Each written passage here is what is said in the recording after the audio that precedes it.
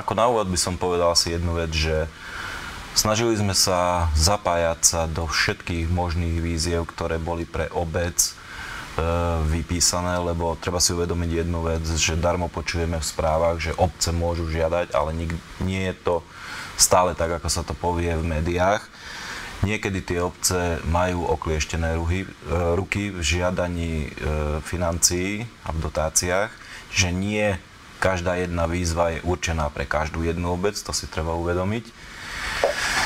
A v rýchlosti, aby som povedal, čo všetko sa nám podarilo za tie 4 roky, tak vybudovalo sa multifunkčné ihrisko, vybudovalo sa odvodňovací jarok, v podstate protipovodňový. Zrekonštruoval sa dom smutku v časti Dolné Túrovce, urobili sa nejaké chodníky, zrekonštruovala sa stará historická zvonica.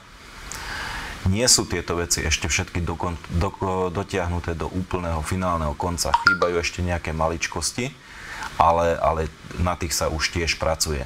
Samozrejme, robili sme aj menšie projektíky, či už dažďové záhrady, ošetrovanie drevín v parku, prvá etapa zelenej bariéry v parku, detské ihrisko v škôlke.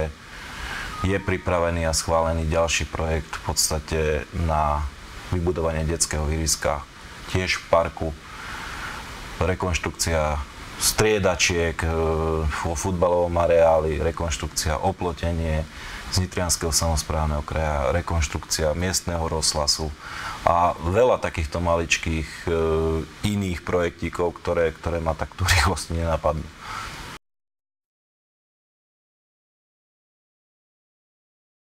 Spokojný s výsledkom volieb, no spokojnosť tam určite je. Ja veľmi pekne chcem poďakovať občanom, že v podstate v tomto sa shodli a stáli pri mne, kde vidno aj z počtu hlasov, koľko hlasov som získal v tých voľbách. Je to už moje 4. funkčné obdobie a pevne verím, že ešte nie je posledné.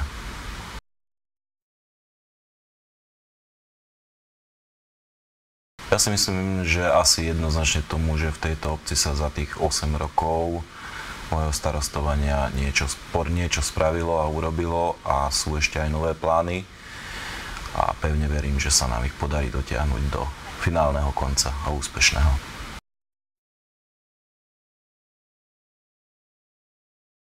Moja kampaň nebola vôbec nejaká štvavá alebo neuberala sa vôbec tým smerom. Išla skôr tým smerom, že čo sa urobilo v tejto práci, teda za toto obdobie a aké sú ešte plány, ktoré by sme chceli dotiahnuť.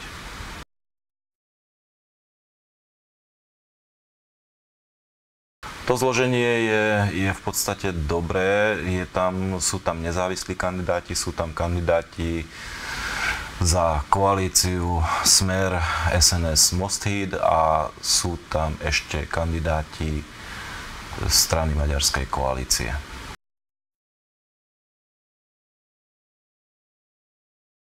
Ja si myslím, že určite áno, lebo vychádzajúc aj z predchádzajúcich období, pokiaľ sú tie veci prospešné pre obec, tak nevidím dôvod, aby zastupiteľstvo robilo, nazvem to tak dedinsky, napriek, ale pokiaľ je to vec, ktorá má prospieť obyvateľom obce, tak prečo nie? A je to najjednoduchšie začať si robiť napriek starosta a zastupiteľstvo a potom nedosiahneme absolútne nič.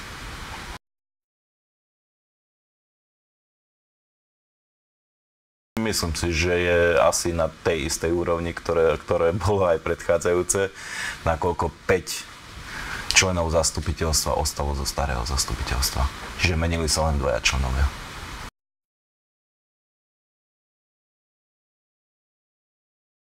Také najväčšie problémy medzi tie by som zaradil v podstate z hľadiska infraštruktúry obce už reálne máme začatú prvú investíciu budovania chodníkov v časti Stredné Túrovce, to je prvá etapa, ktorá je dokončená.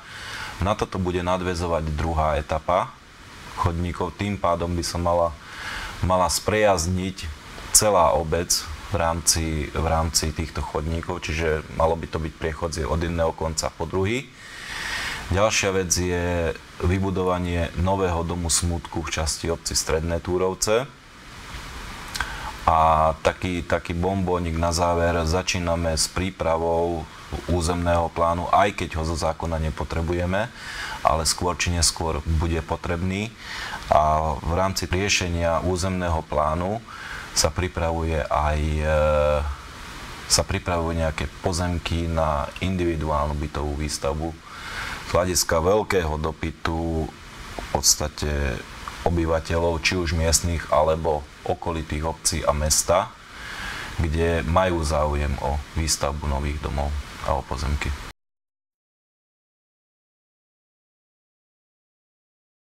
Prvé kroky po znovu zvolení. V prvom rade musíme spraviť ustanovujúce zastupiteľstvo, ktoré je už naplánované, a ja by som to ani nenazval prvými krokmi, ale nazval by som to ďalšími krokmi, lebo ideme dopredu a nie dozadu. Takže pokračujeme vo všetkých rozbehnutých veciach, ktoré máme. Čiže hovorím ešte raz, nenazval by som to prvým krokom, ale pokračovaním celého.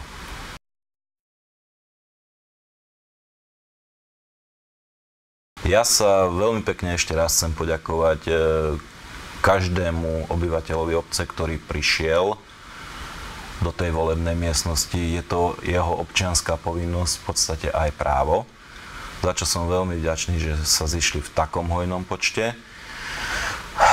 Či už volil mňa, alebo nevolil mňa, to je druhá vec. Nie každému sa dá vyhovieť a to ani tak nefunguje. Ale ja pevne verím, teda nie, že pevne verím, ale skôr by som povedal, že ja spravím všetko preto, aby som ten svoj volebný program naplnil v čo najväčšej možnej miere a prispel k tým ďalšiemu rozvoju obci Veľké Túrovce.